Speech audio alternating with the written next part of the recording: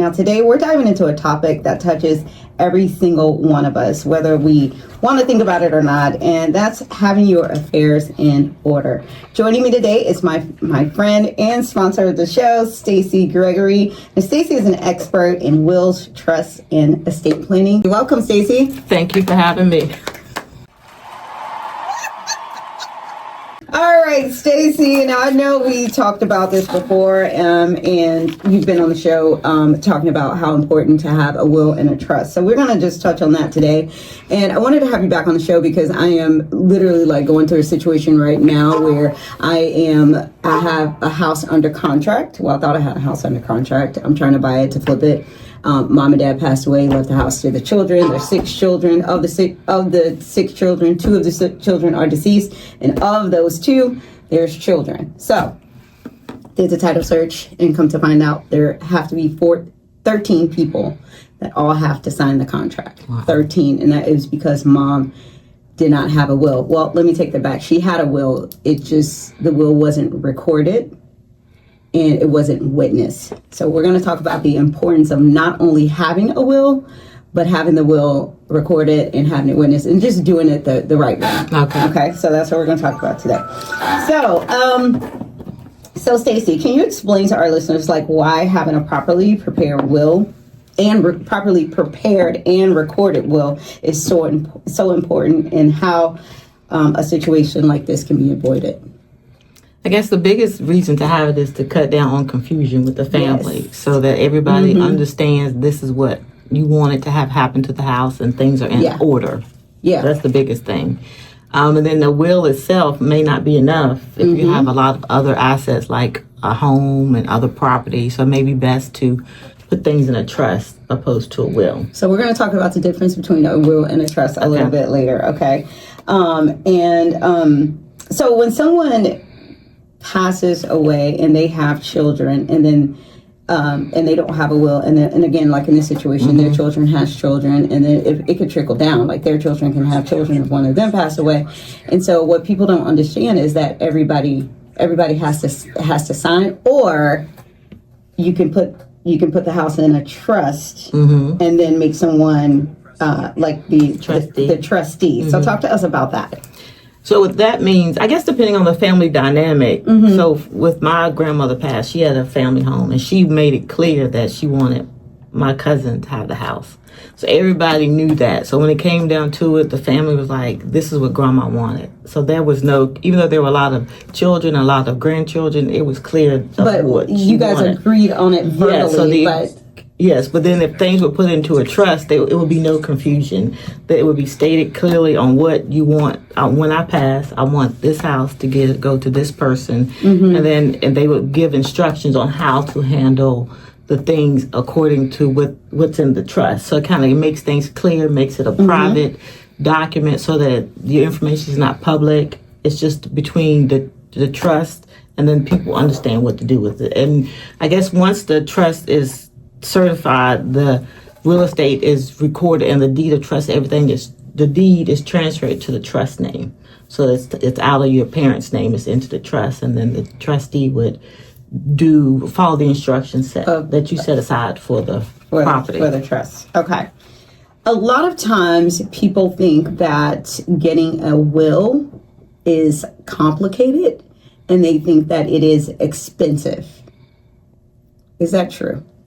It can be, but there are so many different ways to go about getting a will. Like now there's a lot of AI, a lot of online tools that is much less expensive than going to an attorney or a lawyer to get these things done. So you can do your own will and trust through an online platform that's more than half the cost of using an attorney. That's something that you can offer. Talk to us about that. So it's an online platform of state-specific documents that are written and approved by lawyers, and you do it online, and everything is uploaded to the vault. And once you create the document, you take the trust certificate to the bank, and they can transfer your bank accounts, like your checking, savings, to the trust, and then they can also do a quick claim deed, transfer your deed to the trust, and record it at the courthouse. And this is all done through the online platform. The platform that you can provide. Yes. Okay, Yes. so that's just a service that you can help with, and that you can, exactly. So we send you the link and everything set up online. If you need help walking through it, I can help you walk through it to do it. But the online platform it's made very simple. They give you online videos to explain what different things mean, and makes it easy for you to understand. So it's a very useful tool. And I think I didn't really know what a trust was. I didn't either until you, and I was just like, well, just through real estate, I've heard the name, of course, but I just didn't really understand like exactly how it worked. I just thought like, okay, just have a will and you're safe, like you're set. But you're saying that you may need both. You may need a will and a trust. You do need both. You should have both. And then I guess for me, I'm learning because my mom passed and she didn't have a will or a trust, but it was just me and my brother, so we agreed. Yeah. But I was thinking, like, the more and more you talk to people and you hear these things about wills and trusts, I have a better understanding. I think people don't have them because they don't know about them. Yeah, that's the thing. They don't understand. Or again, they think it's complicated and they just think that, they can't afford it or whatever. But it is affordable. Like, we got a will and we don't have a trust, which I think just after talking to you, that's something that we're going to look at. Because we do have a blended family. And so we definitely need to have something in place for that. And a lot of people think that like wills and trusts are just for like the elderly. Like, I'll get one when I get older, or things. And that's one of the things that I wanted to talk about today, is that what I'm seeing is just in selling real estate is that like there are a lot of young people that are buying. Way to go, young people. Like, y'all are doing it, like they're buying houses at 24, 25, and they don't have a spouse yet. And they don't have children yet. And tomorrow ain't promised to any of us. And so if it's a situation like that and they are now homeowners and something happens to you, who gets the house? The state. And and you don't want that to happen. So, if you are a homeowner, you just recently purchased a home, you may want to just give Stacey a call, really look into like getting a will and getting a trust. And you may not think, you have a lot or you have a lot of money, but if you just bought a house, you have something, you know what I mean? And that could go to the state, and you just don't want that to go to the state. And one of the big reasons why I started this platform is because I wanted to give everybody accessibility to these. Yes. Because a lot of times we don't know what we need to do, and then what we do know, it can be outside of our budget. And this is a budget-friendly platform. It allows you to use these buy now, pay later options like Karma and PayPal. So it allows you to. Oh, really? Yeah. So it allows you to. It's got the pay in four? Yeah. Oh, that's my best friend. Yeah, so it allows you to create your document. You choose how you want to pay, and if you want to pay over time, you can do that. That is so it just makes it accessible to everyone, and that's one of the reasons why. And then I do host webinars, so that education is key. The more you know, the better. So I'm learning myself, and as I learn the information, I want to share with more and more people and give them access to the tools they need so that we can all grow and have real wealth. Yes, I agree with that 100%. And so just to clarify, a will just written on a piece of paper. Anybody can write a will on a piece of paper, but it means nothing, really. So in the state of Virginia, it doesn't have to be notarized, but it just makes it, if it is notarized, it makes it more legit when it comes to your passing. And we forgot to mention, we are not lawyers. We're just giving educational information. Yes. So, but a will doesn't have to be notarized, but it makes it a real thing once it is notarized and witnessed. So, yes. So then you just want to make sure, like I talked to a lady yesterday, and she has a 26-year-old son, and she said she didn't want to talk to him about any of these things and what I could do.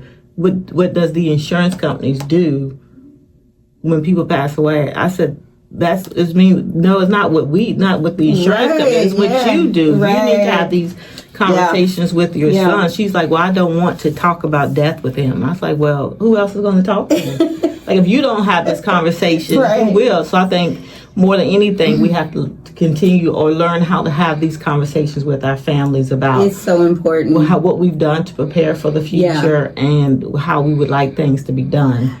Yeah, So I think that's 100%. more Because important. it's one thing that we can say, you may get sick, or you may or may not, whatever. You may or may not hit the lotto. Like Mike, you might hit the lotto. Just take care of Playing us. them scratch offs. But that's one of the things that's option. Okay, you may do so. We all know that we are going up out of here one day. Like all of us know, we know that, right? So that's something that is going to happen to all of us. So that's a conversation that we have to have that conversation. Especially if you've done well for yourself and Yeah. you're making money and you have a Yeah. job, you have 401k, you have savings. Yes, yes. If you don't have these conversations with your children or your Right, family, right. they're not going to know what you have. They're not going to know what you wanted to do with the money. Yeah. And you may want it to leave money to your church or something like that. But if you never have these conversations or put Right. these things in place, Yeah. they will never get done. And this is what you can do with the trust. You can say, I want to donate this amount of money to my church or this local organization, and I want Tracy to have this and Stacy to have that. So you can be very specific on Yeah. what you want Yeah. in your trust, and who you want to have what. And so a will is just, one piece of the pie, if you will, as in terms of giving your affairs in order. But the one thing that I always tell people is to create something like a password account, or something that holds your passwords. Yes. And I experienced this as well when my father was passing away. He couldn't talk, however, he could write. And so he was able to write down the passwords and give them to my mother because she did not have them. And had he not been able to do that, like, she wouldn't have had any of his passcodes or anything to the accounts because he had all of his stuff. And so it's really, really, really important that you not only write them down, but let someone know where they are. Yeah, I'm thinking I don't have any of my husband's passwords. Oh, you just had an epiphany, like, wait a minute, yes. And I don't. He doesn't have any of mine, and yeah. So that was those things you just kind of take for granted. Yeah. So he was able to write his passcodes down, and she was able to get the money because she did not have any of that stuff. And so that's really important too. So make sure that you have like a password account, and I wouldn't just rely on my phone because your phone may go with you or however that goes, and you may not have access to the phone or whatever. So one of the features of the platform that we use is that it allows you to put your passwords in a digital vault. So that is awesome. So you set everything up. That alone is so good. So you set everything up, and then you make Tracy. I said I'll send all my information to Tracy, and then she'll have access to everything in my vault, so that everything is clear. Anything else like that? That is so huge. your picture, like my mom, I still have her phone, and sometimes I charge and I look through her phone and look at her Facebook posts and things like that. But this is very important that you can put everything in one place, and that the person that you know, love, and trust has access to that information, so they can go to one space online and view this information. Yes. So this information is important for all of us. But if you own a home, super important, you guys. So for those of you who just closed on your house, or you're thinking about, this should be the next thing, like, in place. You close on your house, and you got to get this stuff in place.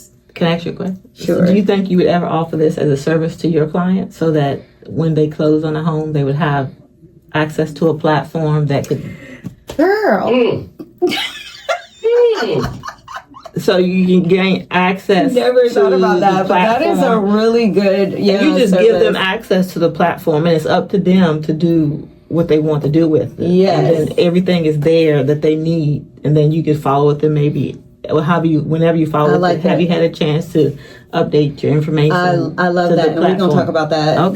Today. Yeah, because I think it's important. I think it's super important, and it kind of starts with you if they're buying a house, and then for me as a life insurance agent, I help them fund the trust. So when they write life insurance, they can put the trust as a beneficiary. I love it. And once you get a trust, you have to fund it. So funding it means putting assets into the trust, like real estate, like life insurance. So I think being a real estate agent, you could be a great service to your... that idea. See, this is why Stacy is thebomb.com. I love it. All right, Stacy, how can people reach you? All things social, Stacy Gregory Insurance. My number is 804-539-6397. You can call or text me. All right, and you guys know I am Tracy Gerard with the Gerard Real Estate Group. I specialize in working with first-time home buyers, real estate investors, and military relocation. My direct line is 804-400-0456. Thank you so much for joining us today, and we'll see you next time.